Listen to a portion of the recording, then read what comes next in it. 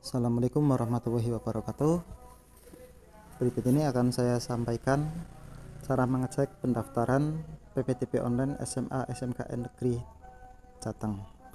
Oke, kali ini akan saya jelaskan terlebih dahulu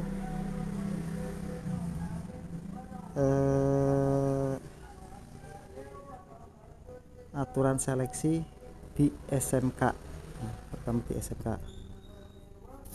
Untuk pemilihan jalur pendaftaran di SMK ada 3 ya, jalur zonasi, afirmasi, dan prestasi.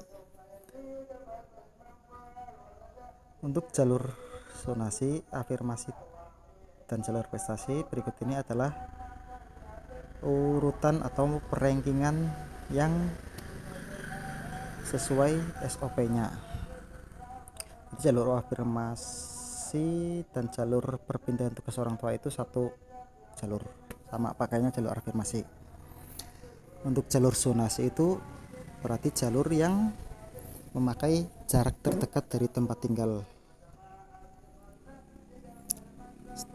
Kuotanya sekitar kalau tidak salah 15% atau 10%, gak lupa.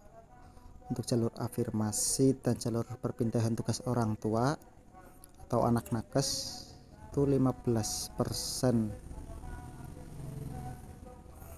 sedangkan jalur prestasi itu nanti sisanya. Oke, untuk jalur zonasi, jalur afirmasi, jalur perpindahan orang tua maupun yang anak nakes COVID itu prioritas pertamanya atau perankingannya itu pertama menggunakan jarak tempat tinggal ya, jarak tempat tinggal, jadi jarak dari sekolah ke rumah kalian atau yang terdata di Dapodik. Nah, jadi yang diutamakan itu jarak tempat tinggalnya, bukan nilai akhir atau nilai nilai rata-rata rapotnya, bukan, tapi jarak tempat tinggal. Jika ada siswa yang jarak tempat tinggalnya sama, maka rankingannya itu dilihat di usia yang lebih tua. Yang lebih tua itu nilainya nanti rankingnya lebih tinggi. Tapi yang pertama itu jarak tempat tinggal, jika sama baru dilihat usianya.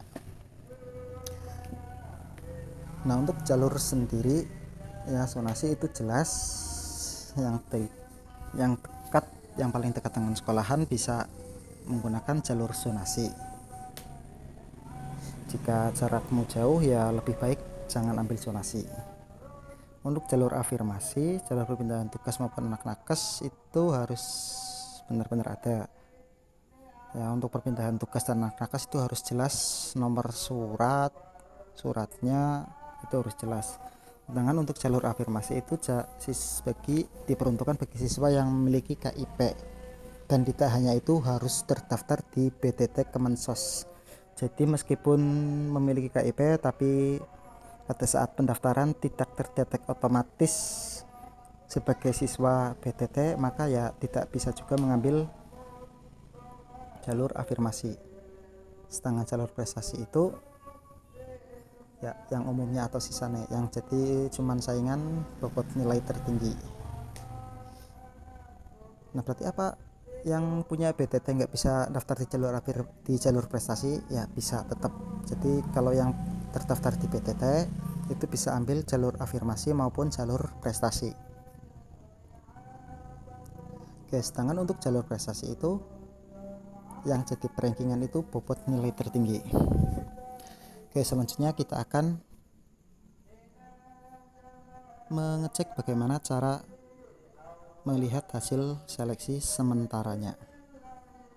Oke, kalian masuk ke browser, boleh Google Chrome ataupun apa, terus ketikan di alamat ppdb jateng, ppdb.jatengprof.go.id, atau kalian bisa search di Google ppdb Jateng. Nanti di situ muncul situsnya ppdb.jatengprof.go.id. Masuk ke situ, klik tombol cari yang paling atas, masukkan nomor pendaftaran atau nomor peserta. Untuk nomor pendaftaran itu yang terdapat di bukti pendaftaran, sedangkan nomor peserta itu sama dengan NISN. Nah, jadi di tanda bukti pendaftaran di situ tertera nomor pendaftaran dan nomor peserta. Nah, kita ketikkan saja nomor peserta atau NISN. Search. Di situ muncul data biodata siswa. Nah, nama, jenis kelamin, tempat tinggal, alamat, jenjang lulusan. Nah, jalurnya di sini prestasi, jenjang SMK. Nomor pendaftaran di situ ada, bisa nanti disalin disimpan biar mencarinya nanti lebih gampang, lebih cepat pakai nomor pendaftaran. Nah, klik tombol yang di bawah nomor pendaftaran ini untuk melihat hasil seleksinya.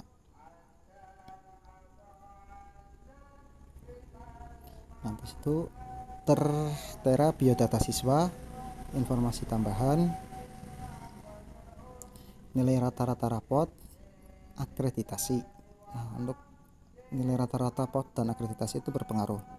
Untuk yang akreditasinya A nilainya tetap, untuk yang B dikalikan 0,99, yang C 0,98, yang D dan tidak terakreditasi dikalikan 0,97.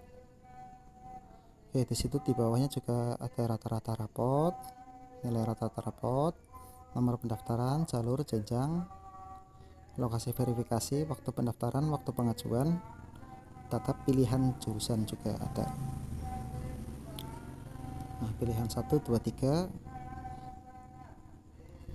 ada di situ.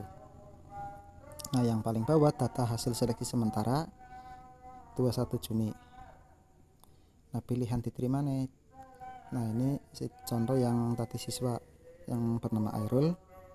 Itu pilihan diterimanya di SMK Negeri 1 Bumi Jawa, jurusan Teknik Komputer dan Jaringan atau TKJ. Urutan 88 dari 107. Nah, disitu berarti diterima di pilihan pertama. Nah, untuk mengetahui hasil seleksi semuanya, kita bisa klik di bawah nilai akhir. Nah, yang gambar tanda panah ke bawah dan 1 itu bisa diklik. Nah, di situ nanti muncul hasil seleksi sementara.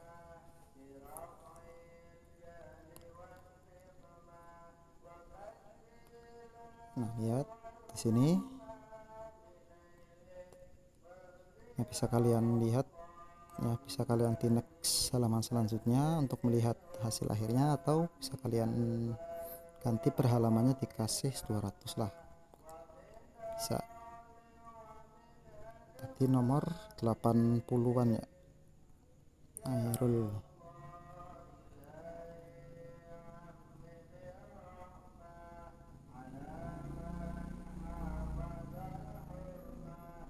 Airul Pasapahtiar dan nilai akhir 31,68, nomor urut 88.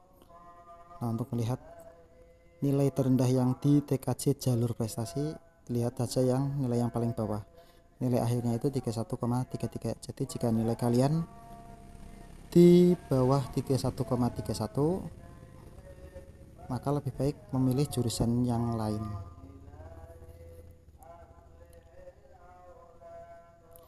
Oke, terus bagaimana jika